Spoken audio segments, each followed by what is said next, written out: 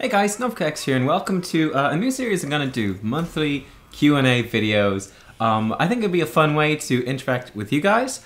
And also, as you see probably in the background, I'm not sure I haven't edited this yet, but should be a rehgar video that wouldn't have been going up on the channel otherwise. So a bit of extra content for you guys as well, get to see something you wouldn't have seen otherwise. As well, just to mention about this one before I jump into answering your questions and also filling you guys in on how you can submit questions. Actually, I'll fill you in on how to submit questions at the end. I'll just go through the questions. But yeah, the video in the back, I thought it was kind of a cool game. It was very intense game, very, very intense. I did review it and it didn't come across as much when I was reviewing it of how intense it was. But like, there's just so many things that could kill me during the game that I had to watch out for. Well, then also trying to be aware of those for my teammates. So I think you'll notice in the game, like I think I missed like on Tassadar in particular, like a couple of cleanses, a couple of ancestrals that I actually could have been better and more on point with. But how could I have been better and more on point with them was not only did I have to be comfortable enough with rehgar to be completely safe myself, but then also be fully aware of my teammates and what the enemy team was doing too, so that, you know, let's say like Varian jumps in and taunts someone. If it takes you half a second to respond to that, which just, you know, that doesn't sound too unreasonable, half a second to cleanse them, well, that's already half of the duration of taunt gone, you know? To do it well, you have to, like, to really be an expert, to be the best at rehgar that you can be, or any support, you have to be thinking of that before it happens, so that as Varian goes in, you're already going, I know you're gonna do this, I'm in range to cleanse, I'm ready to cleanse, and boom, like a fifth of a second into the time that you've taunted him, instantly cleanse, or even pre-cleanse that shit. Like, yeah, I just thought that was kind of funny. That's such a difficult thing to do. It gave me a real appreciation for top level support players like these guys. Like, it's just awesome what they can do. Anyway, enough about that. Let's jump into the questions. Let's do it. Okay, so first of all, we're going to be looking at questions on Patreon. Got a few over here. Okay, first up, we've got Jacob Nielsen, who says, "You talk not about you, would make videos about the basic in the maps." Okay, so this is actually one of the most common questions I get. I get asked this all the time. It's basically, will you do like guides for the maps? Will you do basics for the maps? What are the fundamentals for each sort of map? Will you do it? Why haven't you done it? You're crazy. Wow. Ultimately, at the end of the day, like it's the most requested thing. I know we get a lot of views. I know a lot of people find it very helpful. This is just me. I don't have a huge passion for doing it. Like, I've even started work on some map guides, kind of got halfway through it, and then just got bored and left. So I'm not saying I'll never do it. And I mean, I still have that stuff sitting half done that I might go back and finish. Hey, I might even do it tomorrow. It might just hit me and I'll be like, yeah, I'm in the mood to do it. Let's finish it. I don't know.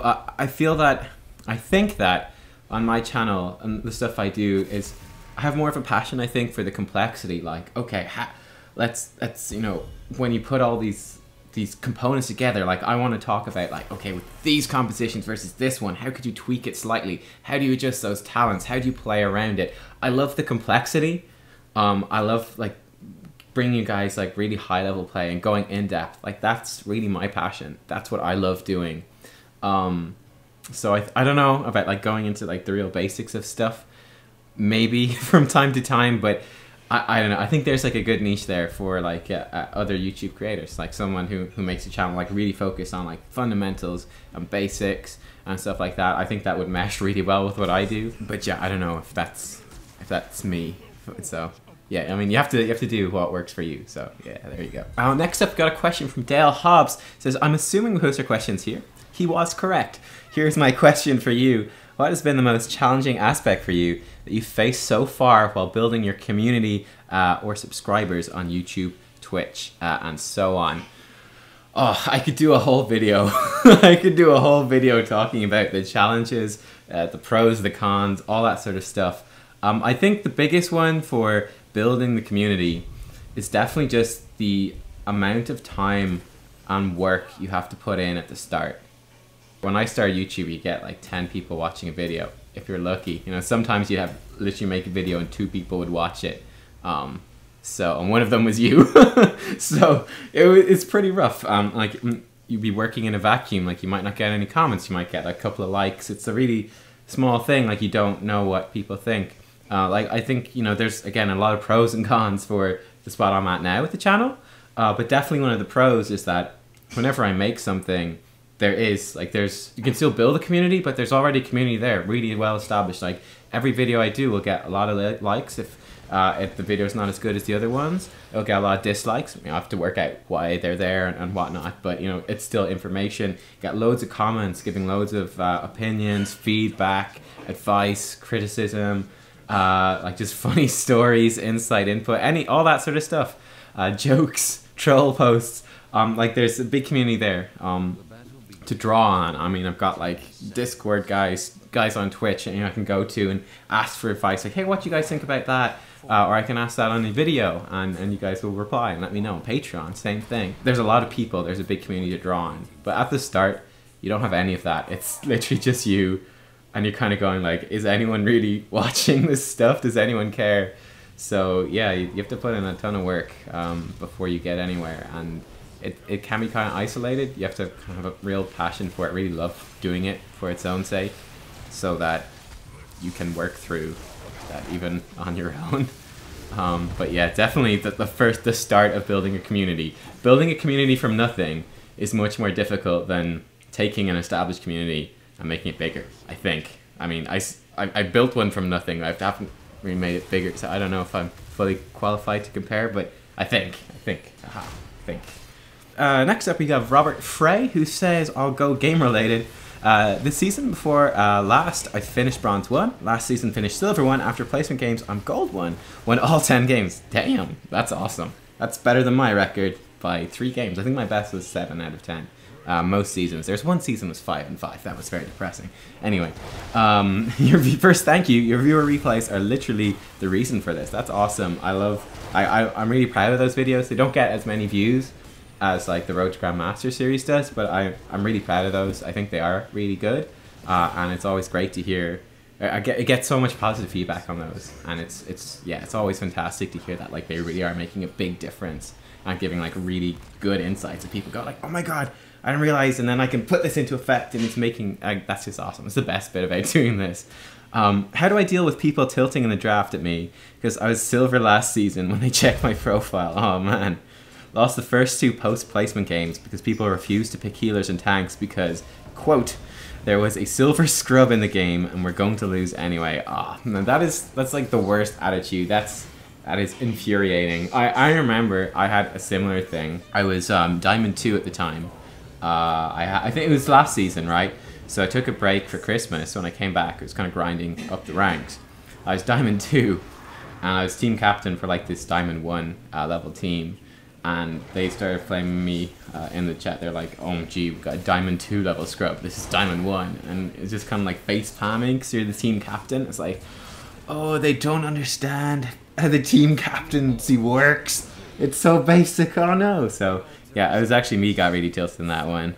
But anyway, yeah, I mean, I don't know how you can prevent people tilting. Like, I think the only thing you can really do is just be like, just straightforward. Just competent and positive, and just be like, don't be confrontational, but just be like, just straight up, and just be like, hey, well, yeah, I'm actually gold this season. I'm gonna play my best. I hope you do too.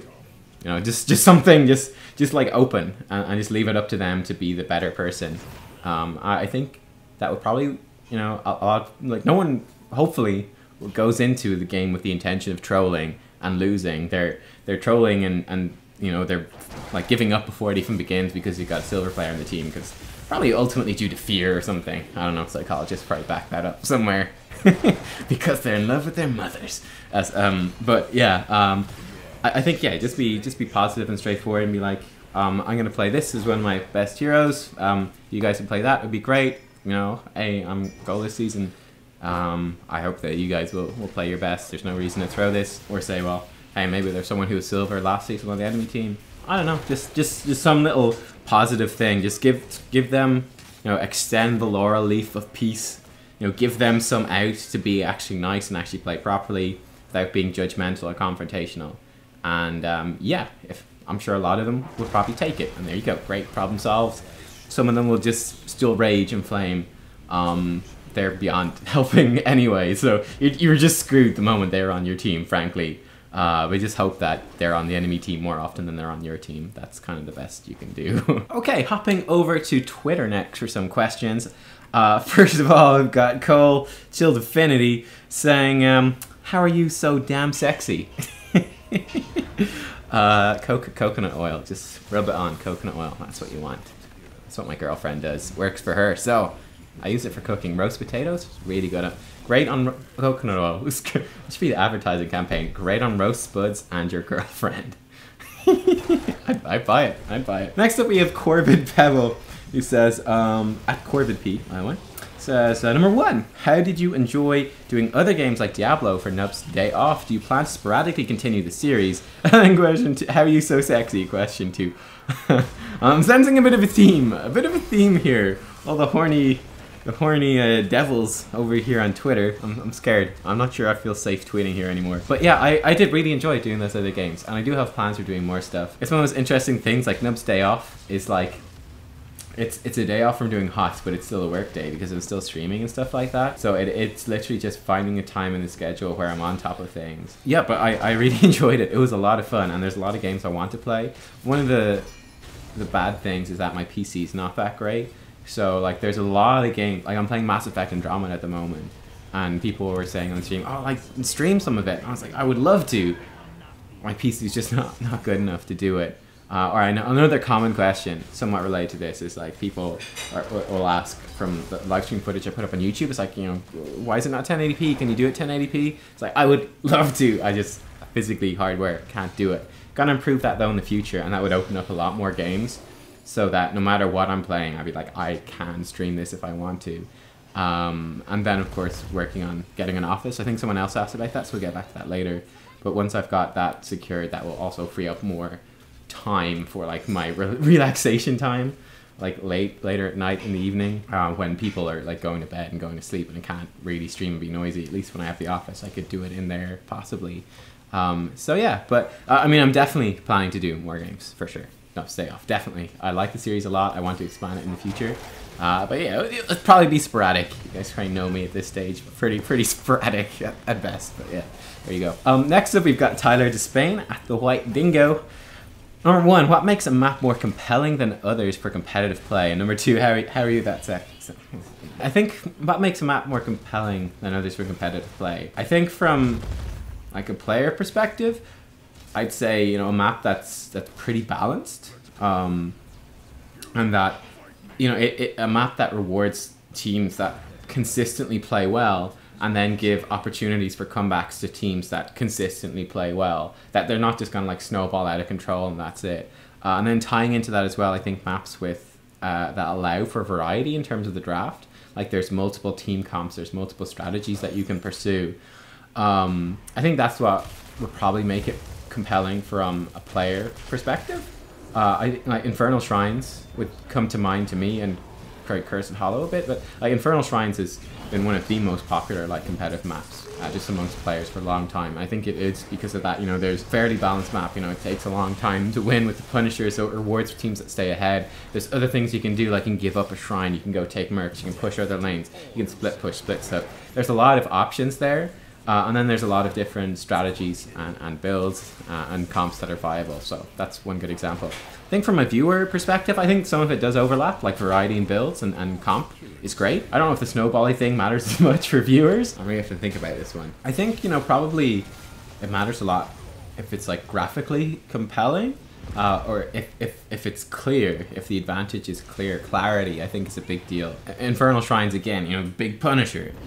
Big dude goes down the lane, starts smashing stuff. I think that's pretty compelling for viewers, because you can see people playing around it, you can see how it's countered. I think it'd be kind of frustrating for viewers. Again, sometimes like the Punisher does nothing, and that's somewhat depressing. Probably for viewers it feels a bit unimpactful. Maybe like the Immortal on Battlefield of Eternity is a good example of map that's compelling, because you know that it's important. The Immortal does stuff. He's gonna do a ton of damage no matter what. So it's very high stakes, right? That battle over the Immortals in the middle, really high stakes. It really matters. And you got the two phases, and they both really matter. Then when the Immortal comes down, it's going to do tons of damage. That really matters. There's no feeling for a viewer that, oh well, you know, like if they just mess this up or they're not really there, it doesn't really matter. It's not going to do anything. So I think that's kind of important. Like clarity and things mattering. There you go. Okay, finally then from Twitter we have a question from Underdog at Zaytar. It says, Nubkeks, why do you prefer Iron Fist instead of Insight for Kharazim? And is Kharazim full DPS viable? I think, you know, all the traits are pretty good at level 1. I think Iron Fist is overall the best one. I think the damage for like sort of kill pressure and team fights and lane pressure, and also for like a bit of extra wave clear, great for doing objectives and merc camps too. I think it just, and you know, the move speed as well in team fights is really great for extra flexibility on support, which is important. I think it does beat out the other ones by a little bit. It's, you know, because of that, it's like pretty much the only one chosen in pro play, for example, too. Yeah, the problem with Insight specifically that you referenced, I think the problem with Insight is that it's a quest, so that until you finish the quest, it's way subpar. That's the big problem with Insight. So on a lot of maps, it can be very difficult to do that. It's like, okay, yeah, if the lane isn't, if you're going pretty even in the lane's pretty easy, you're able to like punch the minions loads, then yeah, sure, you finish it pretty quickly. But if you're in a tough lane, you're having to dodge a lot of skill shots and stuff like that, you're under a lot of pressure, it can take you ages to finish that quest, and then you're just fighting with a drastically subpar talent for a long time. That's the problem with the Insight. And also the strength is if you finish the quest really quickly, it's really good, but yeah. Is Kara full DPS viable? Yeah, probably. Typically the build, my favorite build, which I also think is the best overall, is Iron Fist at 1, then 4 is flexible. And then on the other smaller talent tiers, I go for like the dash talents, the Q talents. So you like Q more often, you give move speed to allies when you Q to them and yourself, and then you cleanse them. I think like at higher levels, I think that's overall the best talent build. If you don't need the cleanses, you can switch it out for damage on your dash. And then Divine Palm at level 10, you still bring a lot of support. You still do enough healing with Palm, and then you also bring tons of move speed, tons of cleanses, and good pressure and damage as well. So I think that overall is the best. I mean, I just did a video the other day where I went 7-sided strikes though against an Arthas solo tank, and worked really well in that game. So yeah, I think, you know, full Kharazim DPS as this very aggressive support is certainly viable. I mean, similar to like rehgar with Bloodlust or like a Tyrande, like I think they're viable in Hero League. Are they always the best pick? Not, fairly rarely, but viable, yeah. Yeah. Okay, then over to Discord for the final set of questions here for this video. I've got Trinimere. Which is the best hero in the video game, Kappa? Sergeant Hammer, Kappa. Next up, question from Bonster, who says, question for the Q&A. Been doing unranked draft matches, get better at the game, blah blah shenanigans. We have problems, for example, when the enemy team drafts Probius, who do we draft to counter him? Do we take subpar picks like Gaza or Asmodan to match him in lane? To be honest, I'm not super familiar with Probius and what will work well against him. I know from brief experience that like Tyrael and Zeratul are really good at killing him, but again, that was before his buff, so I don't have any current experience. I think always viable or a really good place to go if you're struggling for what heroes are good. I think there's a website called Heroes Counters, which is pretty decent. Then you just got like Hotslogs is great for just the up-to-date statistics. You know, click on a hero, click on their matchups, filter it for the last, you know, week or whatever, the last patch you can choose.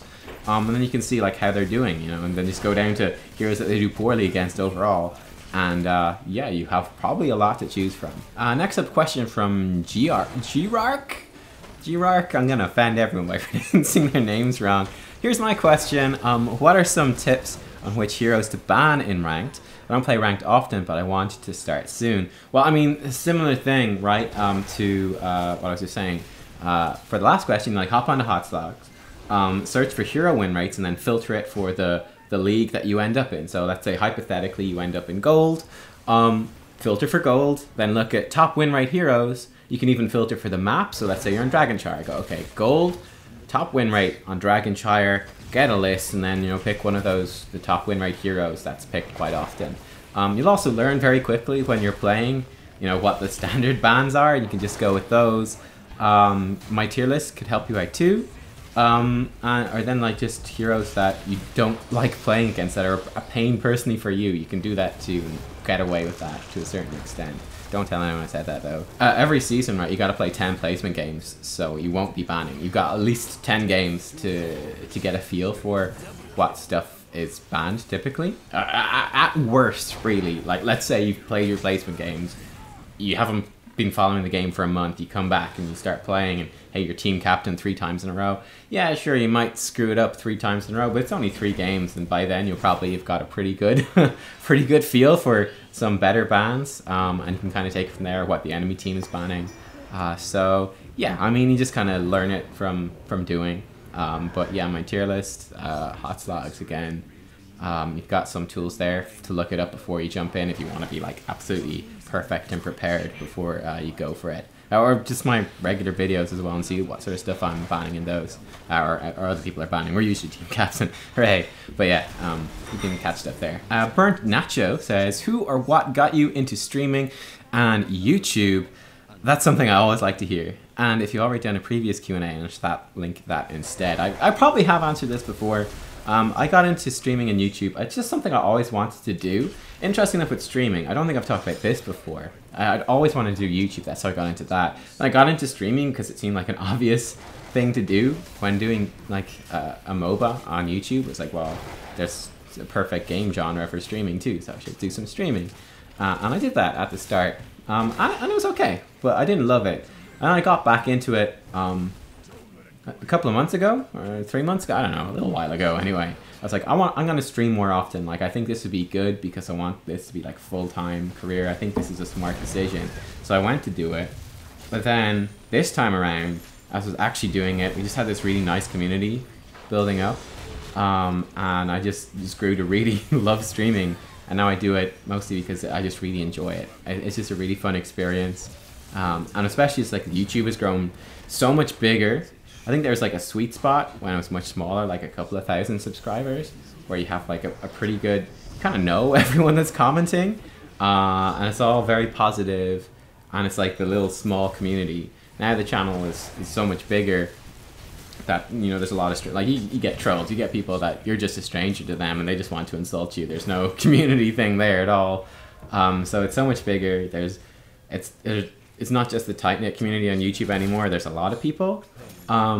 So yeah, whereas with streaming, it's still that small, tight-knit community, and I really, really enjoy that. So yeah, there you go. Next up, question from Danish. Another question is more variety. Did he ask another one? Oh no, he asked another one and I missed it. Whoops. But we'll do this one. Another question is more variety of different types of viewer games will ever happen. Payday 2, Overwatch, other multiplayer games. Yeah, that is quite possible. Like I was saying before, a Nub's Day Off, I want to do that more often and cover that more. I think definitely moving forwards, there's a very good chance that I'll do more games and do more viewer games in more games as well. At the moment, still mostly focused on Heroes of the Storm. I still feel like there's a lot I can do better. I still feel like there's a lot more for me to do. So I'm super busy still doing this stuff. But in the future, like just for variety for me and stuff, you know, I probably will expand quite a bit. So yeah, you can look forward to that. I am planning on probably doing a vlogging channel, starting that up soon. You'll hear about that somewhere else though. But yeah, that's kind of the thing I'm looking at next, like short couple of minute vlogs. Like just giving my thoughts and like ideas or politics and stuff like that. I'd like that a lot, and it's very different. So I'll probably be doing that first, and then, but yeah, I mean, I like doing new things quite regularly. So yeah, more games? Yeah, probably. Question from Nikarasu. Can Abathur heal over 100,000 HP in a single match? It would technically, yeah. It was really long. Practically, no. I wouldn't know. I mean, most healers in a typical match wouldn't hit 100,000, so I don't see how Abathur would when he's got way less healing. I mean, Lucio can, often. Morales probably. But most other supports wouldn't, so Abathur, typically, no. Technically, yes. Okay, and I think this is the final question. I hope I didn't miss any. I think I got to cover them all. But it's from Funky Monkey, EDC. Q&A question. Could you give us some updates on a possible moving progress and whether you're still thinking about getting a doggo? Said something vague about these things about a month ago. Haven't heard any updates since. Yeah, so easy one first is dog. Hopefully be next month. So that's exciting. You'll just arrive one day and hooray, it's there. Then for yeah, moving stuff. Yeah, I'm making slow but steady progress on that. So it's just a case of raising the money at the moment, so I think I need to save with the credit union for like a couple of months, and then after that should be able to get a loan, get the thing built, get it over here. But yeah, it'll be a little while, but it's still going strong, and looks like definitely we'll be able to afford it, so that's great. But yeah, I will fill you guys in when it's done, but hopefully over the summer. And then like the next step for me after that will be to build like a better PC so I can stream stuff better, record 60 FPS, run the game in 60 FPS. Oh my god, mind blown. I won't know myself. And yeah, who knows after that? I have no idea. I'm just kind of playing it week by week at the moment. So yeah, there you guys go. That was a Q&A. I hope you found those answers interesting. As you saw, like today, I didn't use YouTube for the Q&A this time. I kind of thought there'd be a bit of variety. So obviously Patreon. It's one of the perks for, I think, silver level patrons, that they get like priority. So I go through all their questions first at the start of the Q&A videos. It's just a little bonus to throw in for those guys. So you can do that if you want. Then obviously, you know, Twitter, I'll send a tweet on Twitter. I kind of liked this structure because I didn't get like too many questions. It was doable and it's kind of fun. I liked it. So I'll do some on YouTube as well in the future. I might like say in a video, hey, gonna do a Q&A video, leave some questions down below, so watch out for that. But yeah, you can follow me on Twitter. I'll probably tweet out every time there's a Q&A and get some responses and questions there, or follow the Discord channel. Again, all the links should be in the description, so you can find those really easily. But yeah, we got a Discord channel. I mean, it's a free community thing, like chat, voice communications, all that sort of stuff. So yeah, you can, like, I'll ask, hey, questions here, do a notification, pin the post, and then you guys can leave questions there. Yeah, I don't know. I might involve like Facebook and stuff in future. I don't know. But I was happy with this one. I thought it went well. I thought we got good questions. I had a lot of fun answering them. So yeah, I'll probably stick with the same format next month, and we'll be doing one of these Q&As every single month. And I mean, like you saw with the kind of questions today, you can ask kind of anything you want, whether it be with the game, with me, just life in general, whatever you want. It's kind of anything goes. Just have a bit of fun. I mean, like credit card details and stuff is off limits, but you know, anything within reason. So yeah, guys, I hope you enjoyed. Give a thumbs up if you did. There should be like links and stuff around the screen. I don't know if the game is still going on in the background. Stay tuned for that, and the links will be much later. I'm not sure. I'm doing these separately and I edit them together afterwards. I have no idea how long it will be or whatever. But anyway, thanks for watching. I'll see you all next time for more Here's the Storm. Bye-bye.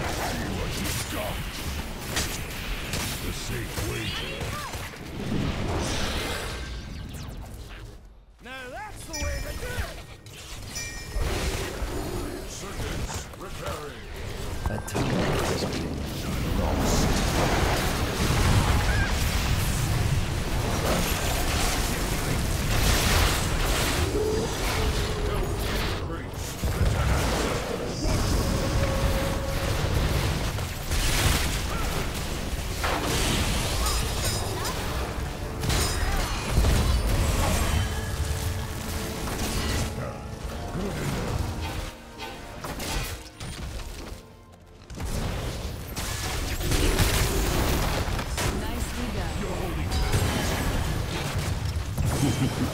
A good kill. Done. I must heal.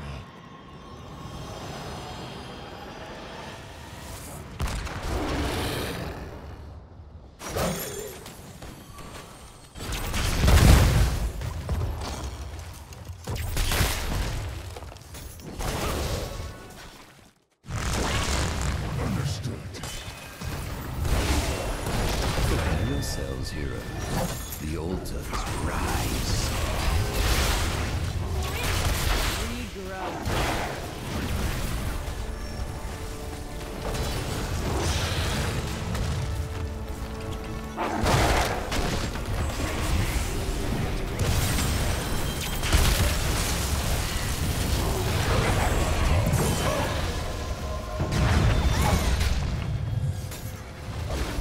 The time is now, heroes. Claim the altars in my name. Understood.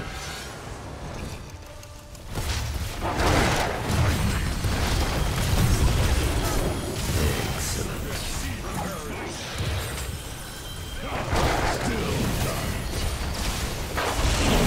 Double kill. Triple kill. I'm here, I heard.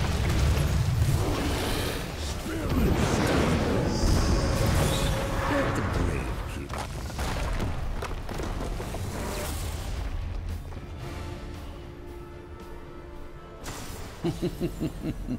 Well done, heroes. MVP.